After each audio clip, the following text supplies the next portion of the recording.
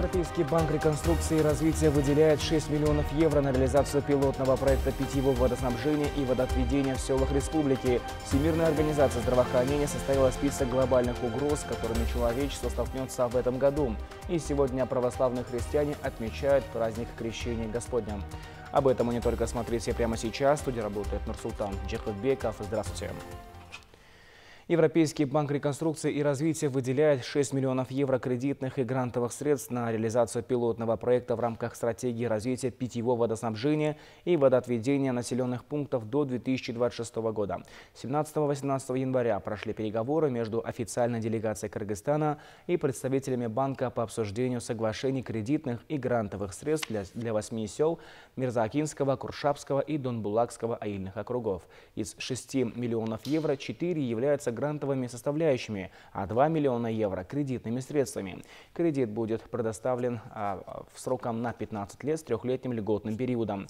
Проект будет реализован на пилотной основе, так как до настоящего времени ЕБРР предоставлял финансовые средства только на развитие сектора питьевого водоснабжения и водоотведения городов республики.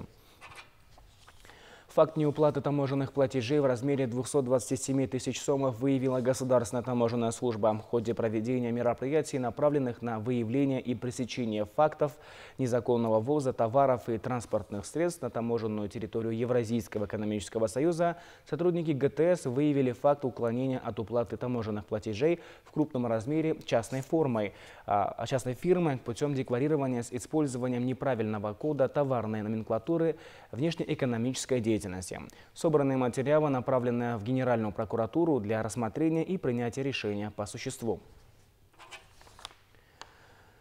В Берлине состоялась встреча министра иностранных дел Чингиза Айдарбекова и председателя правления Восточного комитета германской экономики Восточноевропейской ассоциации германской экономики Михаэля Хармса. В ходе встречи стороны уделили основное внимание вопросам расширения кыргызско-германского экономического сотрудничества.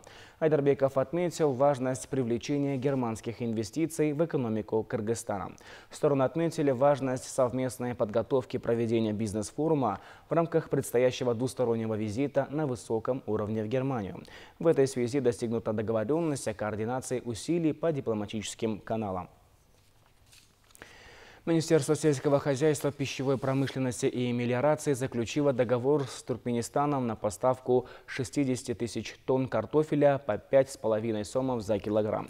Но такая ценовая политика не устраивает фермеров Нарынской и Сыкульской областей. Фермеры терпят убытки, отмечая, что себестоимость килограмма картофеля 7-8 сомов. Экспорт в Россию, Казахстан и Узбекистан идет медленно. На сегодня в Кыргызстане запас картофеля составляет 540 тысяч тонн. Министерство образования и немецкий фонд имени Конрада Аденауэра подписали меморандум о взаимопонимании и сотрудничестве. В течение 5 лет стороны намереваются проводить совместные образовательные проекты, конференции, круглые столы, семинары и осуществлять совместные научно-исследовательские программы, обмениваться информацией и материалами, периодическими изданиями и другими публикациями, а также организовывать академические обмены, приемлемые для обеих сторон. За последние 5 лет Министерство образования и науки сотрудничает с фондом в рамках реализации проектов, поддержанных Европейским Союзом, стимулирование и мониторинг реформ в сфере образования в Кыргызстане и развитие механизма финансирования безопасности школьной образовательной среды. Почетный профессор, отличник образования, автор более 100 научных работ Ахмадбек Осмоналиев накануне был удостоен высокого звания заслуженного работника образования Кыргызской республики. Его вклад в образование Кыргызстана невозможно переоценить. Учебник «Экономическая теория» является базовой книгой во всех высших учебных заведениях страны. Даяна Наби расскажет подробнее. Педагог – не профессия, а призвание. Мудрость, железные нервы и, самое главное, полная самоотдача. Экономика, макроэкономика, экономикалық теорияны Ахмадбек Осмоналиев преподает макроэкономику, а также экономическую теорию. Ученики так и ждут, когда же он начнет лекцию, ведь изо дня в день он выкладывается, чтобы его ученики стали профессионалами своего дела. Да, методика из жизненного опыта, Он всегда вот историю нам рассказывает. Ну, простыми словами объяснял, заинтересовал. В дальнейшем я вот стал сам преподавателем вот, по эконом-теории. Вот. Его методика очень вот, облегченный вариант. Да? Вот его книгу прочитаешь, сразу поймешь. А другие издания, может быть, сложные, да? Непонятно для студентов. Благодаря ему я защитился на 5. Осмоналиев Ахматбек. Кыргыз мамлекеттик юридикалык академиясын экономика жана башкаруу кафедрасын профессорунун милдетин аткаруучу. 17 января президент Сооронбай Жээнбеков вручил госнаграду ученым, академикам, работникам культуры, учителям, врачам.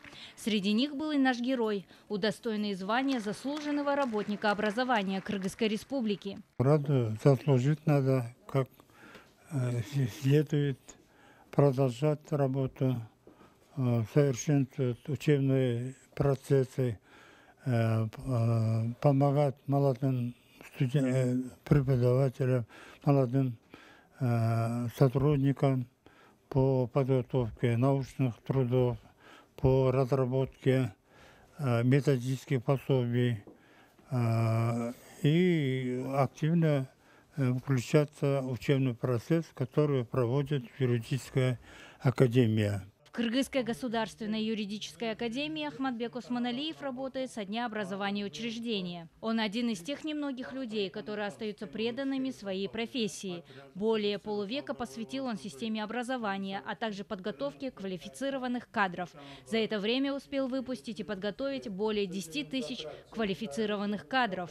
Им опубликовано огромное количество научных публикаций, среди них учебники, учебно-методические пособия, монографии. Ну а если говорить о личностных и профессиональных качествах, он как настоящий педагог отличается высоким профессионализмом, преданностью своему делу. Он очень ответственно и очень щепетильно относится к своей профессии, к вопросам подготовки кадров. Мы еще раз его поздравляем, и заслуга каждого сотрудника и оценка, которая дается нашим сотрудникам, это оценка в целом нашего факультета, это заслуга и, как говорится, и награда и для нашего вуза. У Ахматбека Осмоналиева большие планы на будущее – учить и воспитывать студентов, публиковать пособия, участвовать в различных мероприятиях и конференциях. Но главное – большое внимание уделять семье, своей жене и внукам. Даяна Наби, Азамат Кадыр-Туктоев, Общественный первый канал. Всемирная организация здравоохранения составила список глобальных угроз, с которыми человечество столкнется в этом году, пишет National Geographic Россия. На первом месте загрязнение воздуха. Таковым дышат 9 из 10 человек на планете. Второе место за неинфекционными заболеваниями, диабет, рак и нарушения в работе сердца. Глобальная пандемия гриппа признана 3-й по уровню опасности. Тяжелые и опасные для жизни условия на 4-м месте – это кризисы, войны, природные катаклизмы. 5-я позиция за ростом устойчивости бактерий к антибиотикам. 6-е место занимает лихорадка Эбола. В списке проблем впервые оказалось и негативное отношение людей к иммунизации. Сейчас вакцинация предотвращает 3 миллиона смертей в год. Но это число можно было бы увеличить на 1,5 миллиона, если бы люди не отказывались от прививок. Сегодня православные христиане отмечают праздник Крещения Господня. Богоявление – древнейший христианский праздник. Он посвящен крещению Иисуса Христа Иоанном Предтечей в реке Иордан. После литургии во всех храмах в этот день совершается великое освящение воды. Водоосвящение называется великим по особенной торжественности обряда. Освященная вода называется агиасмой или крещенской водой. Под влиянием Иерусалимского устава VI-VII веков водоосвящение происходит 2 раза – в крещенский сочельник и непосредственно в праздник крещения. Освящение в оба дня проходит одинаковым чином, поэтому вода, освященная в эти дни, ничем не отличается. И к этому часу у нас пока все. Оставайтесь на Общественном первом канале.